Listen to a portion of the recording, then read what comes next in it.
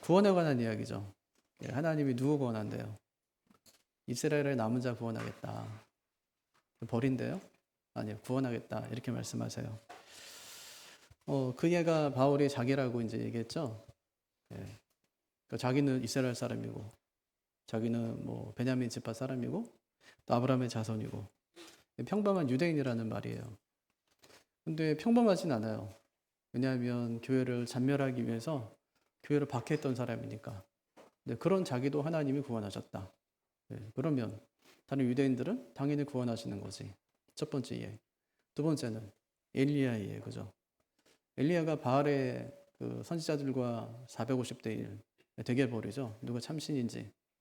그래서 결투했어요. 누가 이기죠? 엘리야가 이기는 거예요. 엘리야가 이겼어요. 그래서 바알의 선지자들을 기성신회에서 다 죽였어요. 그러고 난 다음에 이제 이세벨로부터 듣는 얘기가 너 이제 죽었어. 이런 얘기를 듣는 거예요. 낙심이 확 됐어요. 그리고 도망가죠. 광야로. 그리고 하나님께 죽기를 구하는 거예요. 하나님 이제 나만 남았습니다. 그러니까 하나님이 하시는 말씀이 너 혼자 아니야. 내가 너 같은 사람 7천 명 남겨뒀어. 이렇게 얘기하시는 거예요. 그럼 그 말로 엘리야가 위로가 됐을까요? 됐다고 그랬어요? 아니, 하나님이 우리 같은 사람 7천 명, 나 같은 사람 7천 명 남겨놨다고 하면 그럼 위로가 돼요? 아니면 소망이 탁 꺾여요? 아니, 나 같은 사람 말고 진짜 좋은 사람 남겨놔야지. 나 같은 사람을 남겨놔. 네. 엘리야가 굉장히 세 보이지만 사실은 믿음이 좋아 보이지만 낙심에 빠져요, 금방. 그러니까 그는 자신이 뭔 줄 알았어요. 자기 믿음이 진짜 손톱만큼도 없어요. 예수님께서도 우리 믿음에 대해 이야기하실 때 너희 믿음이 그냥 겨자씨 한 알만 같아도 이 산더러 들려서 바다로 던지우라 하면 그렇게 될 것이라고 말씀하세요. 그러니까 우리 믿음이 진짜 손톱만큼도 없어요. 엘리야의 믿음 마찬가지예요. 큰 기적을 보았는데 갑자기 낙심이 확 됐어요. 왜 됐어요? 두 가지 때문에. 하나는 이스라엘 백성들이 변하지 않는 거예요. 바알 선지자들과의 이게 대결에서 이겼을 때 그들이 진짜 하나님이 참 신이십니다 하고 두 번이나 외쳤어요. 그럼 돌아올 줄 알았죠. 이제 끝났구나. 이제 바알은 무너졌으니까 여호와 신앙으로 이스라엘 백성들이 돌아오겠구나. 근데 안 돌아와요. 이 백성들에게서 희망을 보질 못한 거예요. 낙심이 확 됐어요. 또 하나 우상 숭배 구조가 무너지질 않아요. 바울은 끝장난 거 아니에요 이미? 아세라, 뭐 바알, 그들과 850대 1로 겨루어서 이겼는데, 근데 끝나질 않아요 그 구조가. 그래서 이제 뭐 나만 남았으니까 나 하나 죽으면 이제 모든 게 다 끝나겠구나. 저 죽여주십시오. 그렇게 구하는 거예요. 그렇게 믿음이 없어 연약하고. 근데 하나님께서 너 같은 사람 내가 7천 명 남겨놨어. 어떤 사람이에요? 적어도 우상에 무릎 꿇지 않는 사람. 하나님께 대한 믿음을 저버리지 않는 사람. 예. 그 사람이 연약하고 뭐 강하고 이거 다 떠나서, 신앙생활 오래 했고 짧게 했고 이거 다 떠나서 너처럼 어떤 일이 있어도 하나님만 선 믿는 사람. 그 사람 내가 7천 명 남겨놨어. 하나님께서 이스라엘을 버린대요? 아니요. 하나님은 절대로 자기 백성을 버리지 않으세요. 그럼 하나님께서 나를 버릴까요? 안 버릴까요? 안 버려요. 근데 우리는 가끔가다 그런 일 있죠? 내 인생에 좀 어려운 일이 닥쳐요. 그럼 하나님 나를 버렸나? 이렇게 생각해요. 그럼 하나님이 듣는 하나님이 섭섭해요? 안 해요? 섭섭하죠. 왜냐하면 버린 적이 없는데. 요한복음 14장에 보면 성령을 보내주고 나서 예수님께서 그래요. 영원토록 너희 안에 거한다. 이렇게 해요. 그러니까 한 번 보낸 성령은 영원토록이에요. 떠나지 않아요. 그리고 하나님이 내 안에 계신데, 성령께서 내 안에 계신데 같이 지옥 가요? 그럴 순 없어요. 하나님 나라 가는 거죠. 그때까지 우리를 인도하시는 거예요. 그럼 그 하나님 어떻게 해야 돼요? 신실하게 바라보면서 믿음으로 살아가야죠. 그러니까 한 번 구원받은 것은 절대 꺾이거나 없어지거나 뭐 번복되거나 변경되거나 하지 않는다. 내가 하나님 아버지라고 부르는데 이거는 성령이 아니면 아무도 주님을 주시라 할 수 없어요. 없어요. 근데 우리가 주님 하고 부르는 거, 하나님을 아버지 하고 부르는 거, 이건 내 안에서 우리 하나님께서 하신 일이기 때문에 절대 구원의 문제에 있어서만큼은 절대 흔들릴 필요가 없다. 구원에 관한 이야기를 오늘 말씀하시는 거예요. 그런데 어떻게 됐다는 거예요? 하나님께서는 그들을 버리지 않았는데 문제는 뭐예요? 누가 누구를 버린 거예요? 이스라엘은 하나님을 버렸다. 이렇게 말씀하시는 거예요. 그럼 끝났냐? 아니요. 끝나지 않았다는 거예요. 원래는 유대인들이 갖고 있었던 복음이 어디로 잠시 가요? 이방인에게 잠시 갔다가 다시 유대인들에게로 돌아온다. 이것이 오늘 말씀이에요. 말씀의 제목이 복음의 부메랑. 부메랑은 원래 내가 쫙 던지면 저 멀리 갔다가 다시 나에게 돌아오는 거잖아요. 나에게서 시작된 그 구원이, 이스라엘에게서 시작된 그 구원이 온 세상을 다 다니면서 구원의 복음을 전하고 많은 믿는 자들을 부른 다음에 다시 결국 나에게 돌아오는 거예요. 오늘 말씀이 그 말씀이에요. 그래서 오늘 말씀은 세 가지 구조로 되어 있는데, 첫 번째는 거절된 은혜.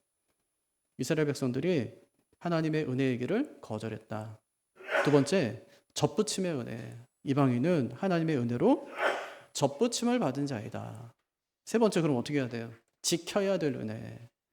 우리가 받은 은혜는 두려움으로 지켜야 된다. 그 말씀을 오늘 말씀이 해주고 있습니다. 그래서 먼저 거절된 은혜.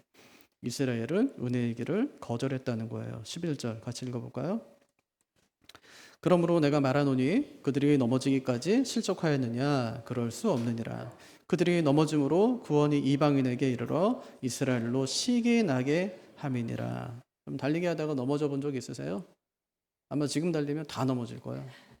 진짜 그래요. 작년에 우리 전교인 공동체 생활 갔다가 넘어졌죠? 달리기 하다가 제가 밖에 나가서 또 봤거든요. 다른 교회 하는 거. 다 넘어져, 아저씨들. 40대, 50대, 60대 아저씨들 막 마음 진짜 뭐 엄청 달릴 수 있을 것 같은데 못 달려요. 거기다 짐까지 안으면.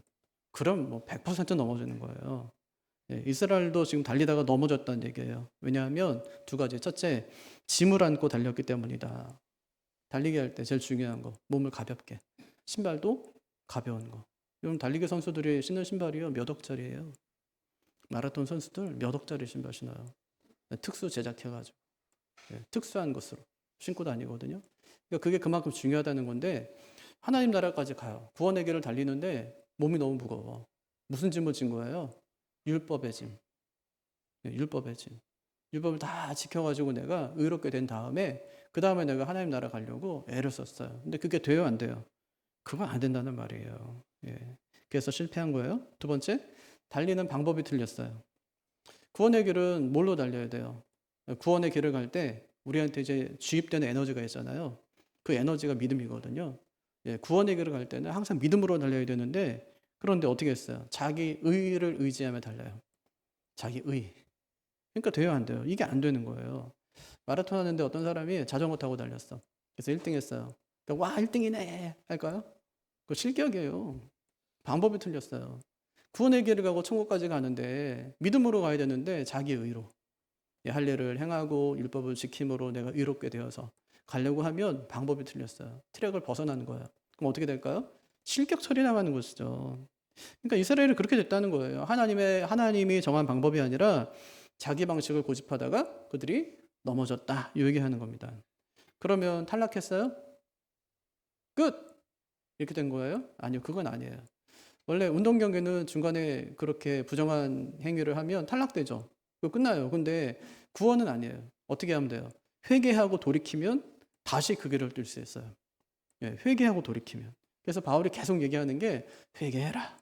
너희도 구원받을 수 있으니까 회개해라. 이렇게 이제 이야기하는 거죠. 하나님이 실패한 자를 포기하실까요? 아니요. 기다리세요. 다시 손을 내미시는 거죠. 그렇게 이스라엘이 탁 넘어졌어요. 가다가. 구원의 길을 가다가 딱 넘어지니까 두 가지 일이 벌어져요. 첫 번째, 구원이 이방인에게 넘어가요. 자, 이스라엘이 복음의 바통을 놓쳤거든요. 그 바통을 이제 이방인들이 이어받아요. 그리고 다시 하나님의 은혜로 말미암아 구원의 길을 막 달리기 시작하는 거예요. 두 번째, 그때 이스라엘에게 질투하는 마음이 생겼어요. 아, 그거 원래 내 건데. 원래 그 자리 내 자리인데. 그 하나님 내 하나님인데. 예수님도 유대인. 이방인들이 구원의 은혜를 누리는 모습 보면서 막 마음에 질투가 일어나는 거예요. 그래서 하나님께서 그것을 사용하시는 거죠. 그들의 시기를 통해서 이스라엘 백성들을 다시 구원의 자리로 이끌려는 것입니다. 이것을 바울이 하나님의 전략적 계획, 이렇게 불러요. 어떤 전략인데요? 이스라엘이 탁 넘어지니까 그 은혜를 이방인에게 돌려요. 이방인들은 막 이제 구원받게 하니까 시기하는 마음. 그래서 나도 원래 내 거니까 내 자리로 돌아갈 거야. 이런 마음을 주기 위해서 하나님께서 그렇게 하셨다는 얘기입니다. 그래서 이 모든 것이 하나님의 크신 계획 속에 있다 것이죠. 그것을 12절에 다시 확인시켜 주는 거예요. 한번 진짜인가 보세요. 12절 시작. 그들의 넘어짐이 세상의 풍성함이 되며 그들의 실패가 이방인의 풍성함이 되거든 하물며 그들의 충만함이요. 그게 무슨 얘기냐면 유대인들이 실패했어요. 근데 그 결과가 어때요? 엄청나 막 마치 뻥튀기 같아요. 그냥 밥알 좀 넣었는데 엄청 뜬 게 막 나오는 거예요. 막. 그러니까 구원의 방법을 갖다가 이스라엘 실패해서 그것을 이방인에게 돌렸더니 진짜 엄청난 열매들만 맺히는 거예요. 아니 실패가 이 정도인데 회복은 얼마나 더 큰 복이 주어지겠냐 이런 말이에요. 예. 실패가 이 정도인데 그들의 실패가 이 정도인데 그들이 만약 예수 믿기 시작하면 그 결국 어떻겠냐 이제 그런 얘기를 하는 겁니다. 여러분 이스라엘 여기서 끝나요?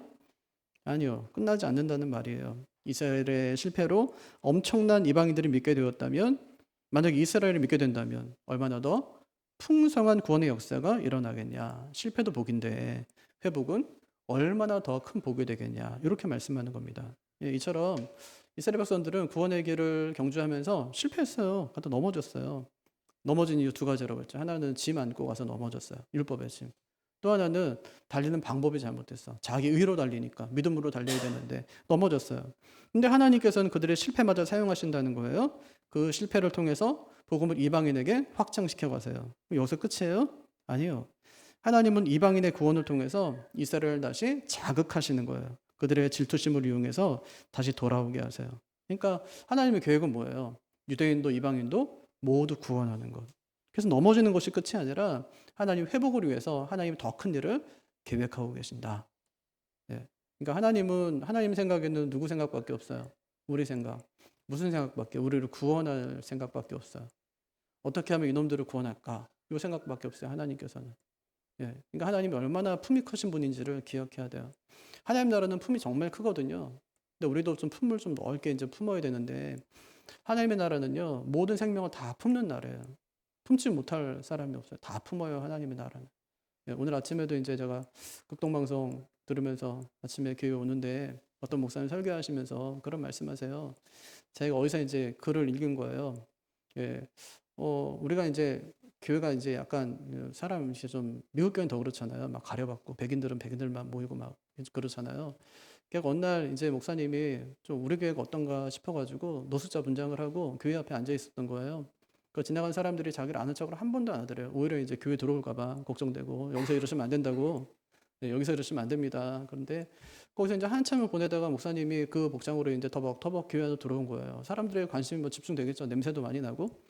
근데 그분이 그냥 저 뒤에 앉는 것이 아니라 점점 걸어 나오더니 강태상 앞에 서는 거야.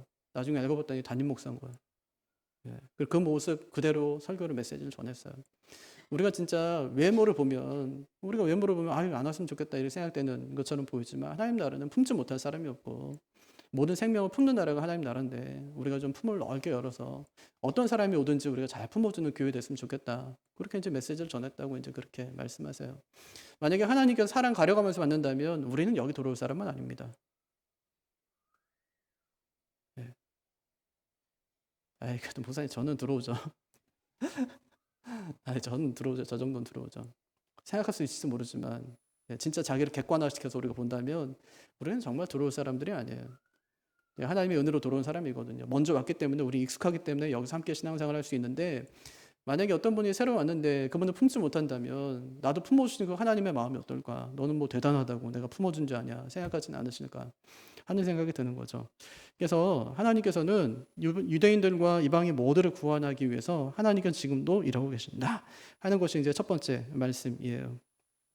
그럼 하나님께서 이방인들을 이제 당신의 자녀로 부르시는데 이스라엘 대신 그들을 구원의 자리에 앉히시는데 어떤 방식으로 하나님께서 앉히시느냐? 이게 두 번째, 접붙임의 방식이에요. 두 번째는 접붙임의 은혜. 이방인은 은혜로 접붙임을 받은 자라는 것이죠. 그게 13절이에요. 같이 읽어볼까요? 내가 이방인이 너희에게 말하노라. 내가 이방인의 사도인 만큼 내 직분을 영광스럽게 여기노니. 여기 보니까 내가 이방인이 너희에게 말하노라. 요거 로마서는 로마 교회에 쓴 거잖아요. 로마 교회 성도들의 지금 구성이 어떻다는 거예요. 대부분이 이방인이었구나 하는 거 알 수 있죠, 그죠? 예, 그들에게 하고 싶은 말이 뭐예요? 원가지인 이스라엘도 믿음의 길에서 실패했다 이 말을 하고 싶은 거예요. 원래 처음부터 하나님께서 부르시고 믿었던 그 사람들도 믿음의 길에서 실패했다. 무슨 얘기야? 이 말 들으면 정신이 번쩍 나야 되는 거예요. 예. 그럼 우리는 뭐 말할 것도 없겠네. 이런 생각을 해야 되는 것이죠. 그럼 여기서 끝나냐? 아니요. 예. 그래서 바울이 하는 일이 뭐냐면 원거진 이스라엘의 믿음의 길에서 실패했기 때문에 바울이 하는 일, 그게 14절이에요. 어떤 일을 한대요? 시작. 이는 혹 내 골육을 아무쪼록 시기하게 하여 그들 중에서 얼마를 구원하려 함이라. 바울의 목표가 뭐예요? 예. 그들 마음에 시기하는 마음이 들게 해서 그들 중에 얼마라도 내가 구원하기 원한다. 예수 믿게 하기 원한다. 이 마음이잖아요. 그죠? 바울의 목표가 뭐냐면 이스라엘 백성 모두를 구원하는 것이 아니에요. 그럼 뭐예요? 그들 중에 얼마를, 이렇게 얘기했어요. 그럼 구원받는 게 얼마나 힘든 일인지 꼭 기억해야 돼요. 예수 믿는 거 이거 보통 일이 아니에요. 내 인생에서 교회 왔다, 예수 믿었다, 이거는 어마어마한 일이에요. 진짜 아무리 말해도 믿지 않는 게 예수인데 내가 예수 믿는다? 이거 진짜 특별한 하나님의 은혜가 아니면 예수 믿을 수가 없어요. 하나님이 나를 얼마나 사랑하시는지 꼭 기억해야 돼요. 어떻게 알 수 있냐면 하나님이 나를 부르신 것만 해도 알 수 있어요. 나를 구원하신 것만 해도 알 수 있다고요.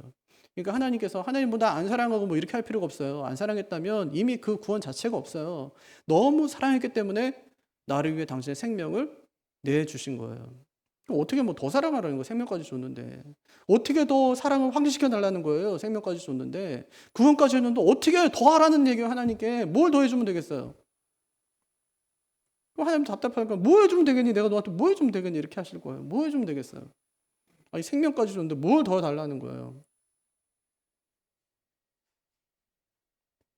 그래서 하나님은 한 영혼이라도 돌아오면 죽은 나들이 살아서 돌아온 것처럼 기뻐하신대요. 15절 진짜인가 보죠. 시작. 그들을 버리는 것이 세상의 화목이 되거든 그들을 받아들이는 것이 죽은 자 가운데서 살아나는 것이 아니면 무엇이리요? 그들을 버리는 것이, 그들은 누군데요? 유대인들이 이제 가지에서 꺾였어요. 이제 자기 의로 하려고 하다 보니까 그 생명을 같이 이어받을 수가 없으니까 꺾였어요. 그러니까 그것이 오히려 이제 꺾이니까 그 복음이 이방인에게 가게 됐고 세상이 화목하게 된 거예요. 그 받아들이는 것이, 요거는 뭔데요? 유대인들을 받아들이는 거예요. 유대인들을 받아들이는 것이 죽은 자 가운데 살아나는 것이 아니면 무엇이리요? 그런 거죠. 꺾였어요. 결국 없어졌어. 근데 하나님 다시 붙여줘. 결국 다시 그러면 죽은 것이 다시 살아있는 것이 되는 것이 아니면 무엇이겠냐, 이런 말씀인데, 탕자의 비유에 보면 탕자가 아버지 재산 다 끌어가지고 이제 가가지고 이제 제가 호랑이망탕하게 살다가 돌아오잖아요. 여기 갔다는 말은 뭐냐면 이제 나는 아버지 아들 아닙니다 하고 이제 끊고 간 거예요. 예. 이 가문에서 이제 끝났고 다 끝났으니까 끊고 간 거예요. 그냥 가지를 꺾고 왔어요, 그냥. 그러다 돌아오거든요, 나중에. 돌아왔어요. 근데 아버지가 어떻게 해요?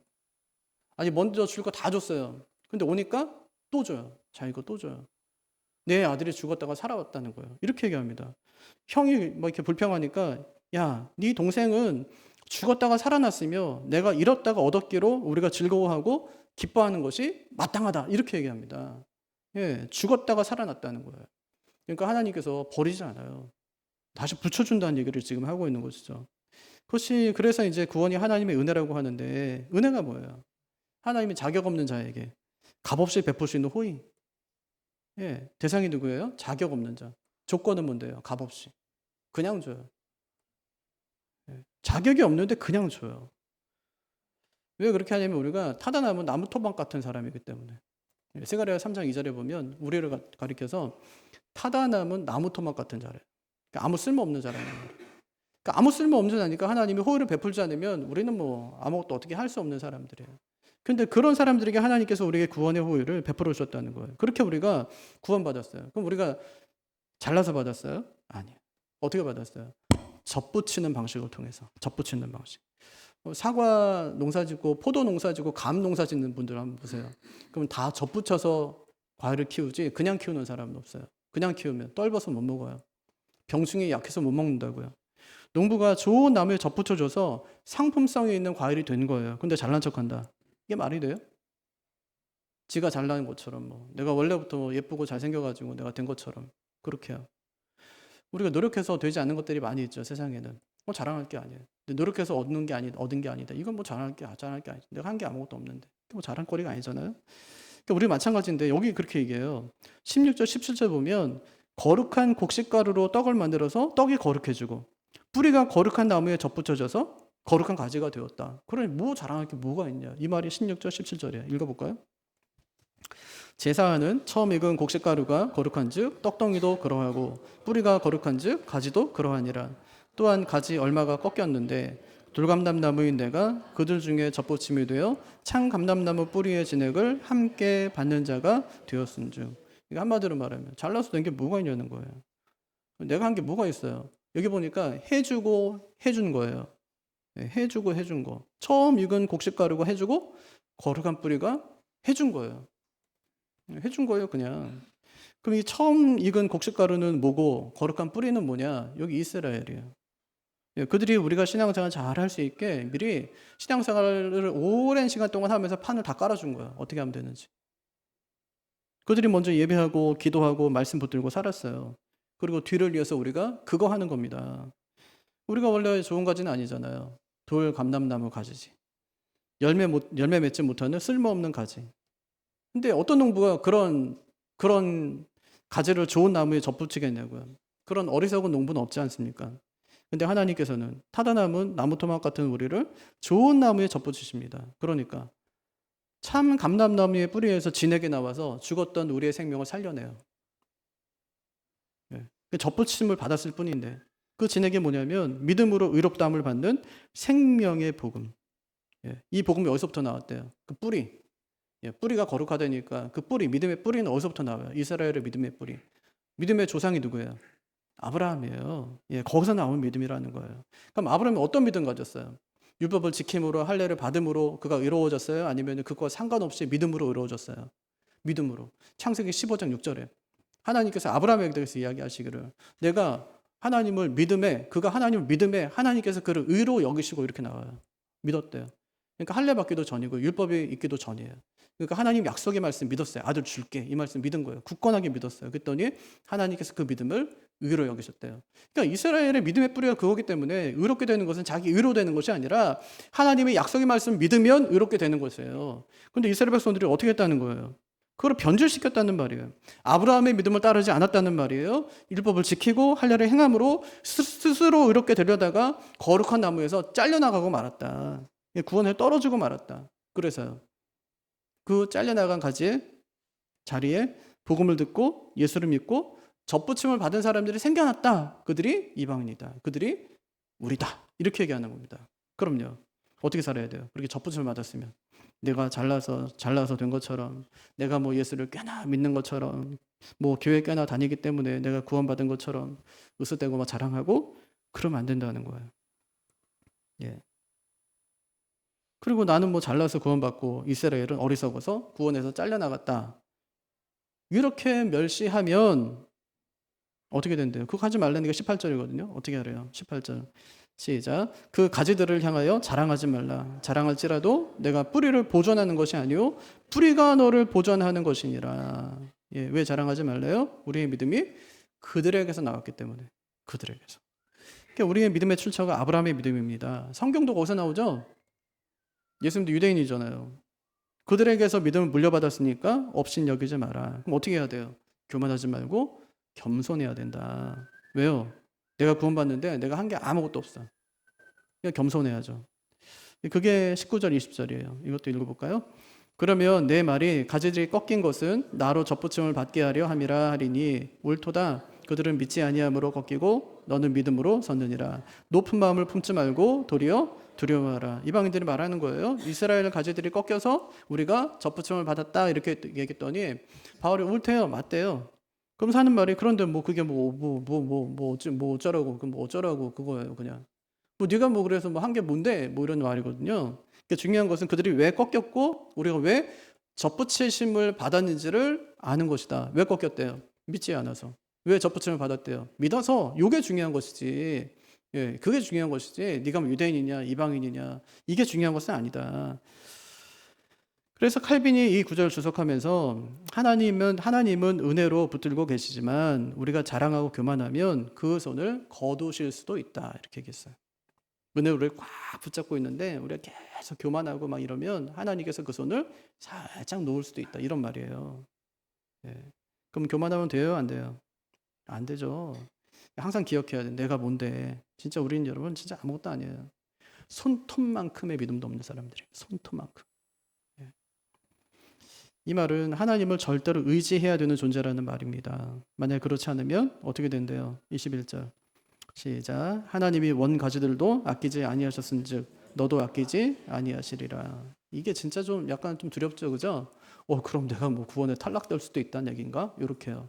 그래서 칼빈이 이 구절을 아주 조심스럽게 주석해요. 혹시 이 경고가 구원의 확신을 사라지게 하지 않을까 하고 염려하면서도 이렇게 주석해요. 당신의 전생애 동안 하나님의 부르심을 따르지 않는다면 당신은 하나님의 은혜를 단 한 번 받는 것으로 충분하지 않다. 예, 충분하지 않대요.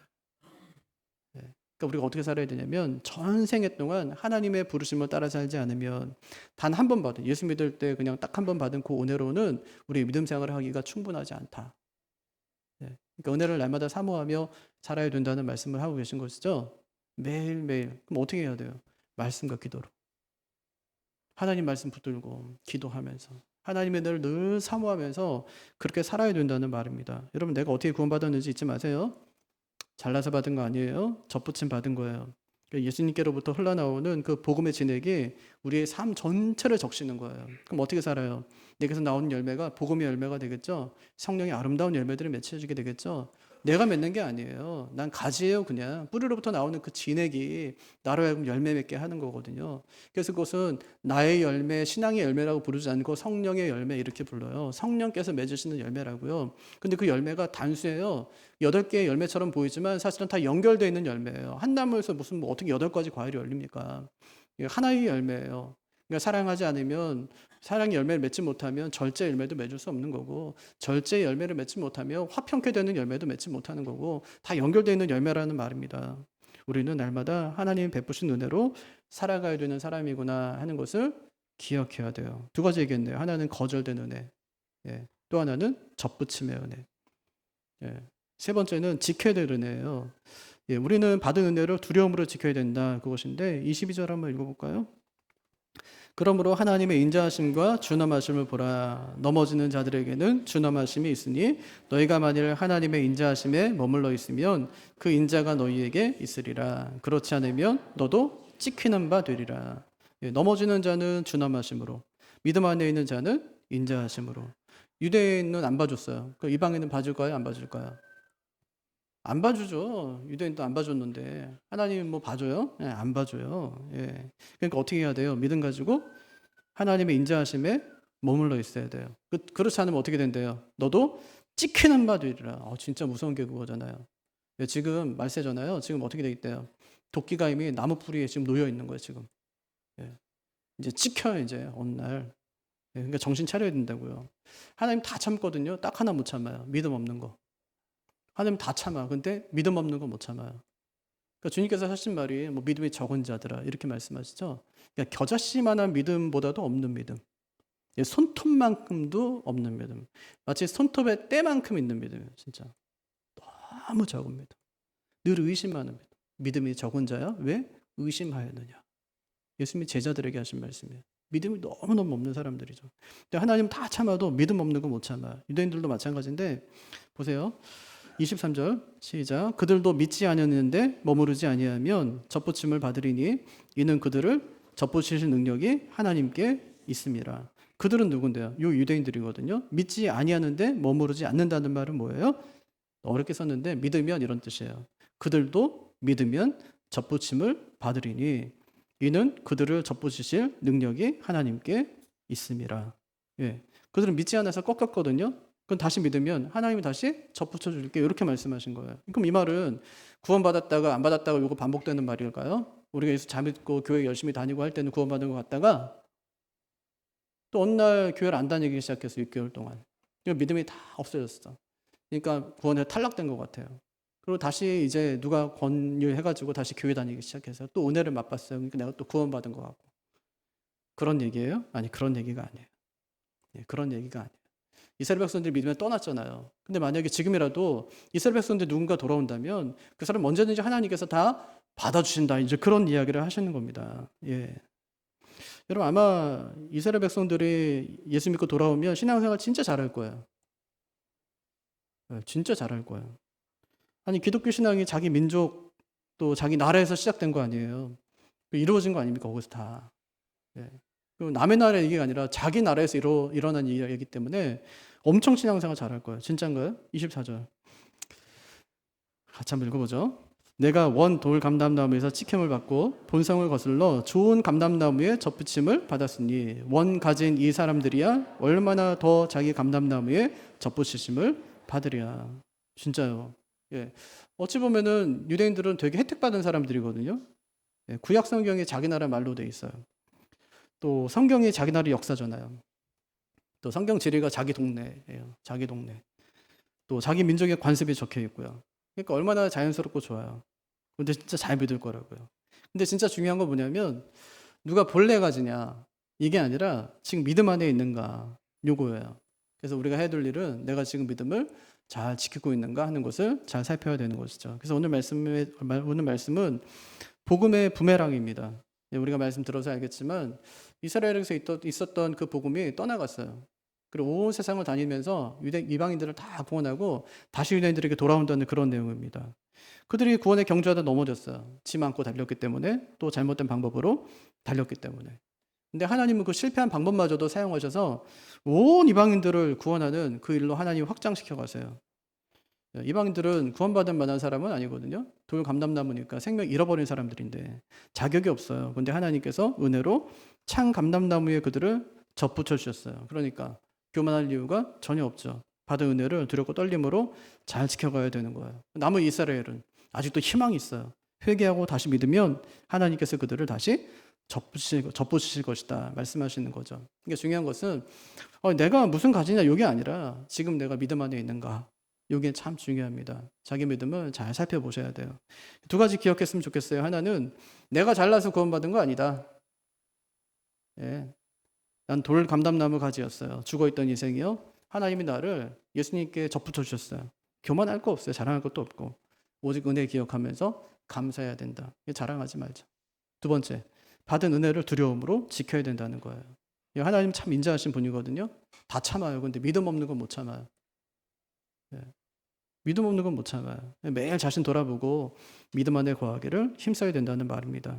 끝까지 예수님 바라보고 순종하며 하나님 나라까지 잘 달려갈 수 있는 우리가 되기를 주님의 이름으로 축복합니다. 자리에서